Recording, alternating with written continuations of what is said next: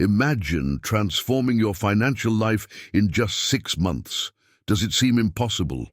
Not for Jack Ma, the richest man in China, who now reveals the secrets to achieving wealth in record time. Have you ever felt stuck in a dead-end job, struggling to pay bills, dreaming of a better lifestyle? Jack Ma was exactly where you are now and found the key to financial freedom. In this video, he shares the strategy that took him from poverty to the top. Get ready to discover how you too can change your destiny and achieve the prosperity you've always desired. So let's get started. Have you ever wanted to change the world? Have you ever felt that way? A long time ago, I wanted to change the world, but I realized that it was impossible. Have you ever found yourself thinking like that?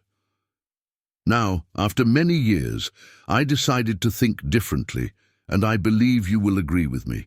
I think that to change the world, we need to change ourselves, because if each one of us thought this way, the world would be a better place. The problem is that we always try to change something or someone, but never ourselves. I discovered that change starts from within. To change my external world, I first need to change my internal world. Changing ourselves is more important and easier than changing the world. Let me ask you a question. Have you ever been rejected in life? If so, you know it's awful. The feeling of rejection is horrible, but we need to overcome it. Look at what happened to me. A while ago, I tried to get into Harvard, but was rejected 10 times. When KFC opened a branch in my city in China, 24 people applied. 23 were hired, and I was the only one rejected. This taught me a profound lesson because I believe that life constantly gives us gifts, and sometimes the no we receive today is a blessing in disguise. What we think is a disaster is actually a blessing. It's just God preparing something better for each of us. This taught me that it's important to cultivate our mind, culture, values, and wisdom to achieve success in all areas of life. So let's do an exercise. Comment, no matter how many no's I received, God always has the best for me. Just comment this. No matter how many no's I received, God always has the best for me. When I see this comment, I'll give it a heart because I know you are more than a conqueror. Now that you've commented, let's continue. One of the secret keys to success is understanding and accepting that we all have attitudes and mindsets that can either hinder or help us succeed. The lack of financial success is usually the result of wrong habits and bad decisions we make daily. But there is still time to change our habits and start on the path to personal and financial success. When effort becomes a habit, success becomes constant. Our habits have a great impact on our physical and emotional well-being and also shape our behavior, which ultimately determines whether we will succeed or fail in our lives. Some habits must be left behind and avoided at all costs. It's no secret that spending more than we earn harms our budget. But there are less obvious practices that can also lead to financial problems, or worse, cultivate a scarcity mindset. Some habits can undermine our abundance and success. It's crucial to avoid them at all costs. To help you, I've listed some habits you must immediately abandon if you want to achieve success and prosperity. First habit, the habit of self-pity. The seed of poverty begins to sprout when we develop the habit of feeling sorry for ourselves and constantly complain about what's going wrong in our lives. Not having the desired success, adequate income, necessary education, or dream home can lead us to constantly lament. This is a sign of self-pity. People who constantly feel sorry for themselves drive friends away. No one wants to be around someone who only shares bad news and negativity. Self-pity is useless. We can avoid self-pity by starting not to feel sorry for ourselves and stop blaming others or the universe for events in our lives. It's difficult, but not impossible. If we want to achieve success, it's time to change this habit. Don't feel sorry for yourself when you fail in life, because you are sure to bounce back since you are a winner. Second habit, the habit of procrastination. This habit is terrible, and we must be very careful, or we become unproductive. Do you know someone who procrastinates in everything they do?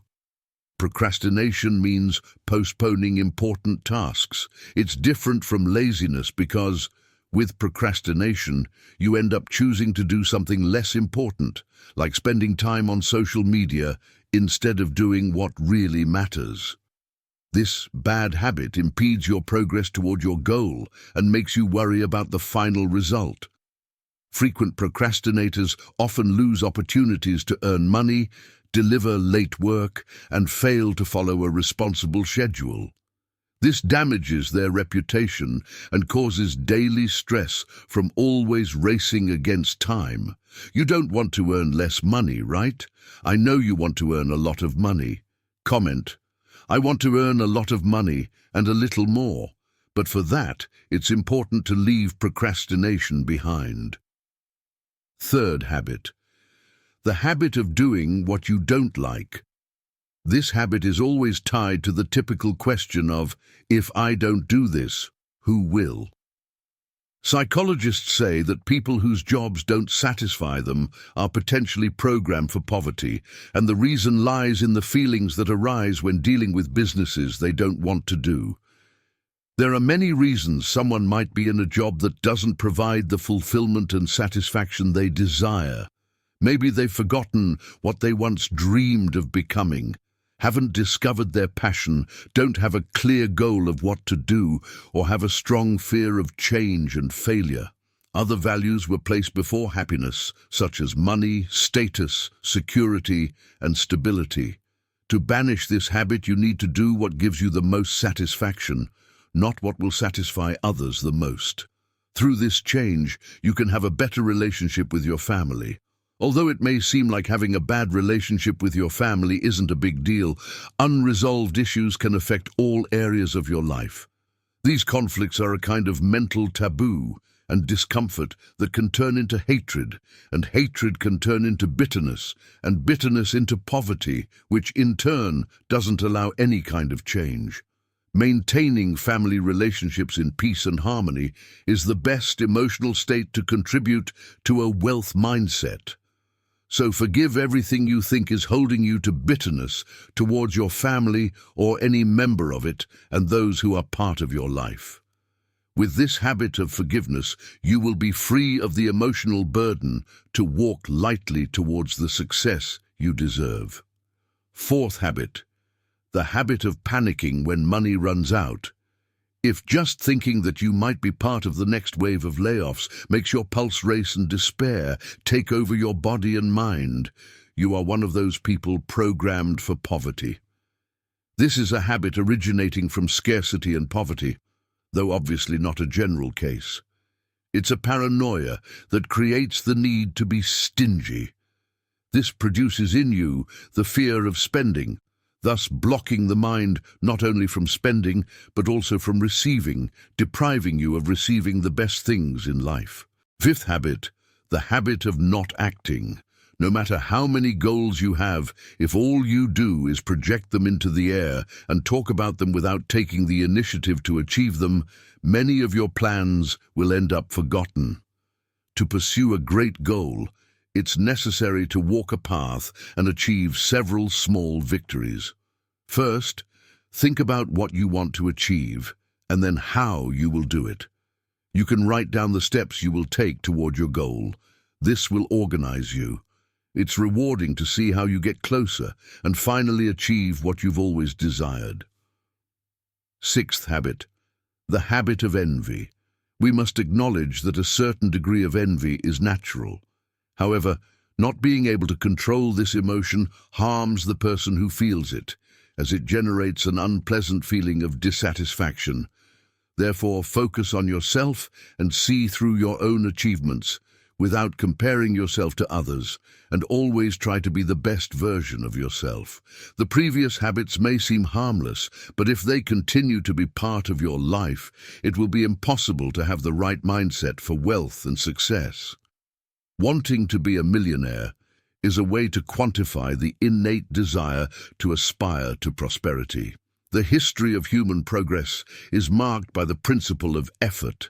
This principle says that you can have anything you want, do anything you want, go anywhere you want, be anything you want, and be as rich as you want if you make an intelligent effort to achieve what you desire.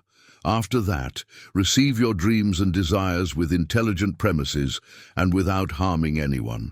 What is necessary is the conscious effort to do what must be done to achieve it.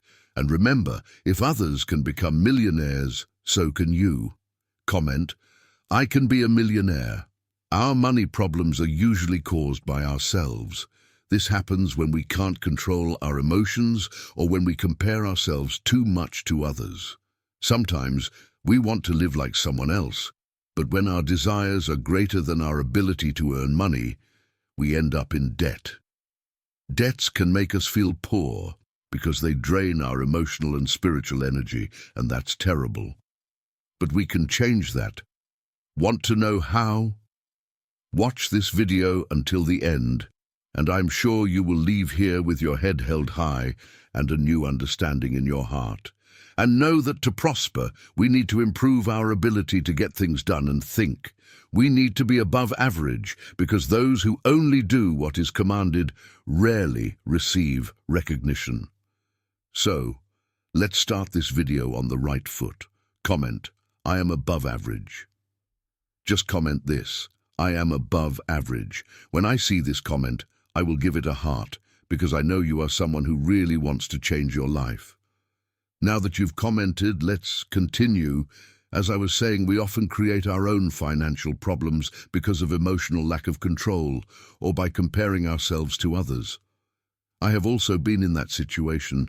Sometimes we want to live like others and end up making mistakes, like renting a house we can't afford or buying a car beyond our means. I'm not here to judge anyone because I've been there too. I was once the person who bought things without being able to afford them, but believe me, that can lead to misery and deep regret. I've lived through this experience and learned from it. After facing financial problems a few years ago, I learned the lesson and never bought beyond my means again.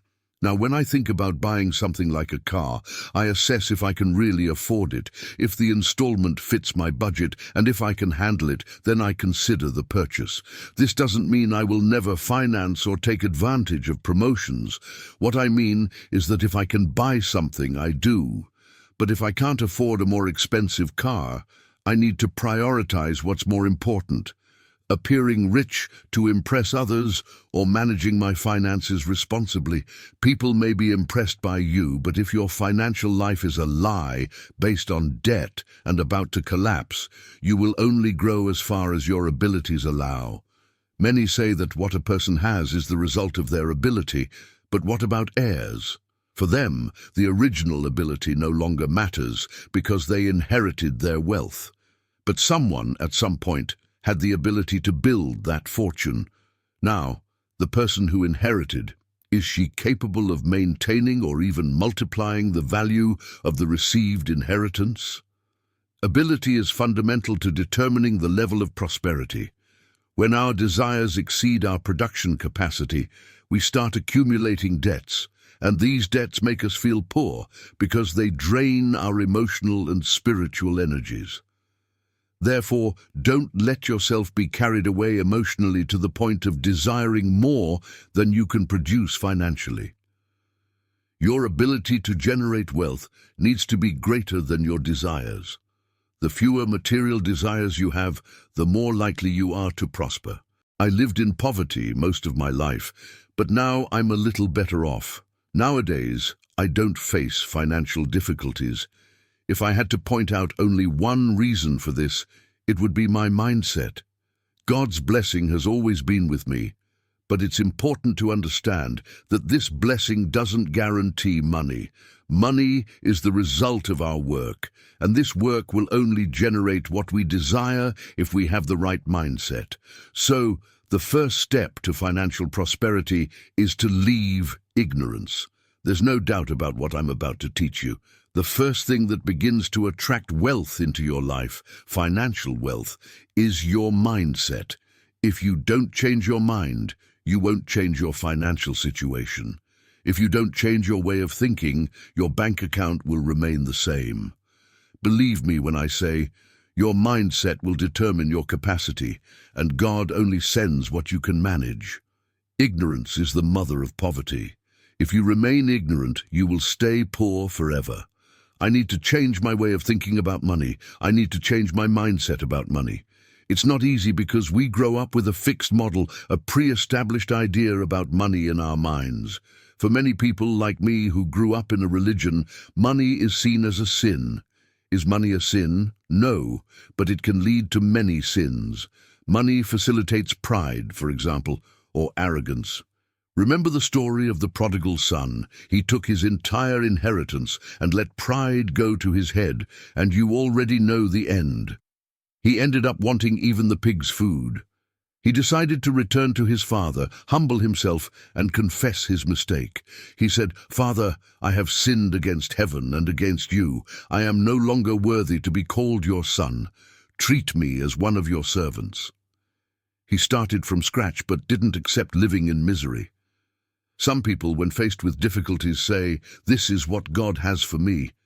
However, your mindset determines where you end up. Your way of thinking influences when you achieve success. Take a billionaire's child with their father's mindset. Strip them of everything, throw them into the street and see if they refuse to work selling something or serving somewhere. It's unlikely. They will find a way to get up and find a way to rise, because the mindset determines what you accept and reject. The mindset shapes the strategies you have and who you are. The mindset that influences your success. You need to understand that mindset is the key to prosperity. Do you feel your mindset is limited? That you don't even know how to earn money or desire it? Know that it's possible to change. One way to change your mindset is to change your environments. Our mind is influenced by the environment around us. When we start frequenting challenging environments, instead of judging, we can learn from those environments. Unfortunately, some people enter challenging environments and spend their time judging. Look at that one with expensive shoes, that one with a luxury car. Instead of learning how these people achieved what they have, they prefer to judge. This makes those challenging environments not change their mindset, because their heart is closed and their mind is too hard to learn. They prefer to judge who really loves money, who sees it as a goal. They are never satisfied. Even if they earn 50 million, they will always envy someone with 100. Even if they buy a plane, they will always see someone with a bigger plane and think, "I am never satisfied with what I have." In summary, the first step to changing your mindset is to have the right motivation to seek money, and that motivation should be to fulfill your life's purpose. As the Bible says in Ecclesiastes, chapter 11, verse 10, and chapter 5, verse 10, you will never be satisfied if you love money. If you want to be rich, you must have few desires. If you want to be poor, you must have many desires. Even those who earn $1 million a month and have many desires never stop desiring and end up feeling poor. On the other hand, those who earn $10,000 or $5,000 a month and have few desires feel satisfied because their desires determine how they feel. What's the problem with people? They want money for money's sake. They want to do business just to get rich, to buy luxurious things, and show others they are winning in life. However, this behavior can cause emotional diseases, doesn't attract divine blessing, and never brings true satisfaction. When we see people who have achieved success in life without giving up their faith in God and still prosper financially, we understand that by following this teaching, changing our mindset and placing our trust in God, money becomes a natural consequence of investing in our life's purpose. Yes, money is essential for our life. We need money to pay bills, for our children's education, to buy food, and much more. The problem arises when money becomes our master, when we start to idolize it. Prosperity with God's blessing is important, but it's crucial that money isn't placed first in our lives. We must understand that money exists to serve us, not the other way around. Moreover, it's essential to understand that there are basic principles of prosperity. The first is the mindset. We need to have a prosperity mindset, a wealth mindset. Secondly, it's important to have a shielded heart, a firm heart that isn't swayed by the superficialities and materialities of this world. Those who are easily impressed by material things are not yet ready to truly prosper. The third thing you need to do if you really want to prosper is to learn to work with strategies and to sell. That's right, even in the biblical story of Elisha's widow, we see that if you don't work and sell, you won't succeed. Let's remember this story. The widow's husband worked for Elisha at the school of the prophets. When he died, he left the widow and her 2 sons in debt, and the creditors were about to take the sons as payment for the debts. The widow sought Elisha for help, and he told her that she needed to do something. So, what did she do? Elisha instructed her to gather all the containers she had at home. Even though she thought she had nothing, there was always something God could use. The widow said, "I only have 1 container of oil." Elisha told her to gather as many containers as possible. The woman started the day in debt and ended the day with her debts paid and a reserve of oil that would sustain her financially. But notice that it wasn't just a miracle that happened. She also had to work. God doesn't give money to anyone for free. He blesses and prospers our work. So, what have I been asking God for? I've been asking for strategies, health, and wisdom. Money won't prosper emotionally, spiritually, or in the family.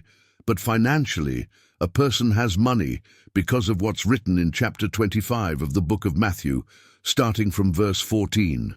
It says, "It is like a man who, going on a journey, called his servants and entrusted his wealth to them.